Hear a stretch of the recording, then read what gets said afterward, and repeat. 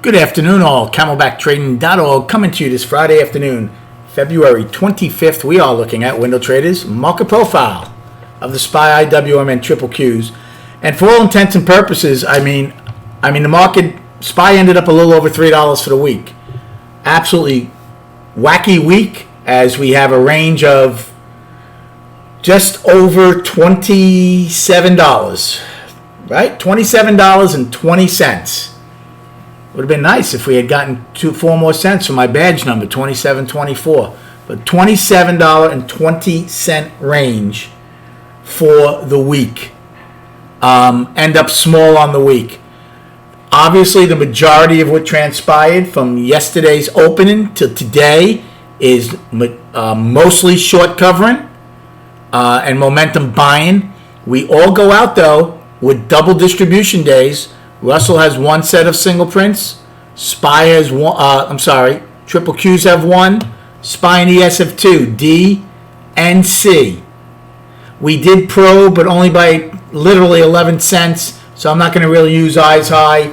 Today's high is way more important than eyes high because it is a weekly high. So we were talking in the room how dramatic things changed from yesterday at 9:30 a.m. to today. We had all time frames down yesterday. We had a $10 gap we were staring at. And now we go home today with the daily in balance.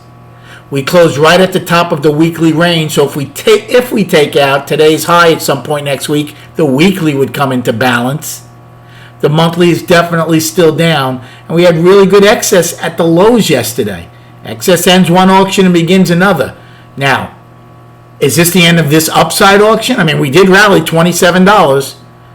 We said yes, so we said in last night's video and this morning's video, as long as we take out yesterday's high, we should see 435, 440. Well, we're smack in the middle of that, 437.84.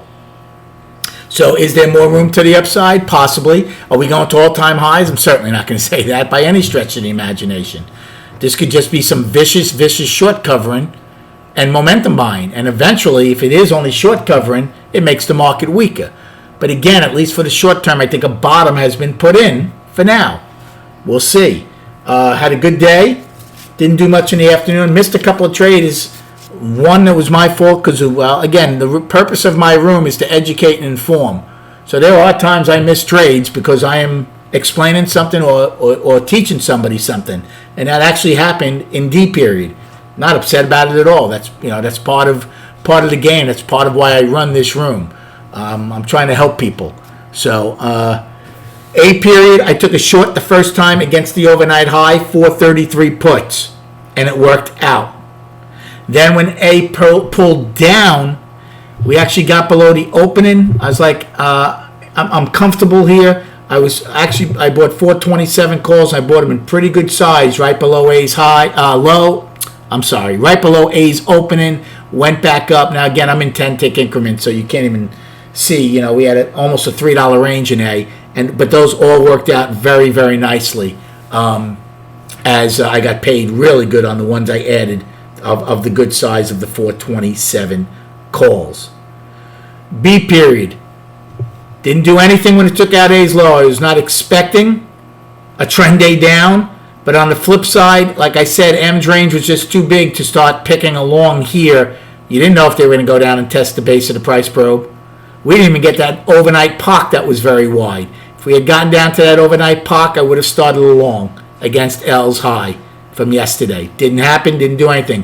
When it pushed up, though, in B, I took a quick short against yesterday's high, paid me small, 433s, and then once we got above the opening, I went long on the 428 calls, and then we finally popped the top. So we had a reversal bar in B. C period, now things changed, right? We started one time framing up. I took a long in C with the 428 calls. Once we had, and so I did well on those. D opened. It came down enough where I wanted to be long. That's when I was in my teaching moment, if you want to call it. We were talking about exactly what single prints are, why they're important, putting them in context. I said on a day like today, higher value, indices are higher, one-time framing up, IB high taken out, overnight high taken out. That's a good reason to be long. Well, I didn't get it because I was talking, but it was a beautiful long as it went back up.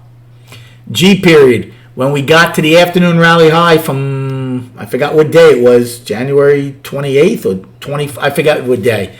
I took a short against it, 440 puts, which worked out as it basically got there installed. And then we traded sideways for 4 hours. Now when H came down, I was looking for the afternoon pullback low. Only took a small one because I thought there was a lot of longs up here that would have gotten out a little more than they did. Thought we might fill D singles. I would have taken a much larger play down here. But I only got small. It went right up, got paid on them, and then we never saw it again. And then in K period, I also tried to long. Had a bid in. They didn't hit me, and it went back up. Now, remember yesterday when I said there's no way this was long-term money selling? I said, if anything, maybe it was buying and accumulating. Well, again, today I think the opposite occurred. We ripped up, right? We had a reversal bar in B. We took out A's low, took out A's high, and then ripped up B, C, D, E. And then what happened for 4 hours? Didn't get much more to the upside, did we? They did a lot of good to buyers. They took out a lot of reference points, put us in a 5-day balance, but they couldn't get much. And you know why I think that is? I think there's a lot of passive selling by big boys. We rallied $18. We rallied $26 off the lows, and now they might be like, well, maybe we haven't put in the lows just yet. I'm going to start unloading some passively. So you see how you have to look at the market? Yesterday you hear people on Twitter, oh, that was long-term money selling, big boy. No, it wasn't. Not a shot. Big boys wouldn't let it go up $18 yesterday. If anything, they were buying it. And today, the opposite. Now, as far as destinations, with today's high, 437.84, is not only a weekly high, today's high, it's a weekly high, which is very important to me. Okay? And even though we price probe, like I said, I'm not using eyes high on the downside because it's only 10, 11 cents apart. But that's important because if we take out today's high, we go into balance on the weekly. Above that, we have 438.66 daily high. Then we have our trend day from the 17th, 2 sets of single prints, 438.67 to 439.01 and 439.34 to 80. Afternoon rally high of 441.85 from February 17th, and then 443.80 daily high. For the downside today, we have 9 wide at eyes low, 436.13. Afternoon pullback, H's low, 434.83. 2 sets of single prints. First one started 434.52. E's low to C's high. They get filled at 433.98. Second set started 432.44. D's low get filled at B's high, 432.26. And today's low of 427.86. Now, let's break down all of these charts. So we're all double distribution days. We're going to treat each part of these days on Mondays 2 separate days. For us, it'll be from E's low to the day's high, and then basically from B's high to the day's low. That will be our double distribution. Are they P-shapes though? Yes, they are. So we had short covering, and we had momentum buying. Now, let's break down all the charts. We'll start with Russell. Interestingly enough, Russell literally dipped its toe below last month's low by 17 cents. Now, I really wasn't looking at Russell that much, but the question we have to ask ourselves, was that a look below and fail? Now, I'm not sure. I wasn't paying attention, but the way the market ripped up, I'm assuming it just opened down there and basically ripped up. Now, if that's the case, that's very interesting, because eventually the other end of the destination will be your target, which is January's high of 227. We're going to see if that's the case. Remember, it's a monthly. It could take a long time to figure out next month, right? But for now, the monthly is down one-time framing down 3 months. Just missed an inside month, though, it seems, as we took out last month's low by only pennies and are firmly back inside of it. So the question, is this a look below and fail? If it is, Russell has some room to the upside. On the weekly, balance. Okay? Russell is firmly in a 5-week balance. Made a new low, stretched the balance by a little bit, came back in.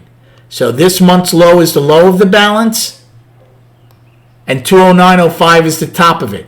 So if we really did have a look below and fail, the next big step for Russell is to take out that 209.05 high.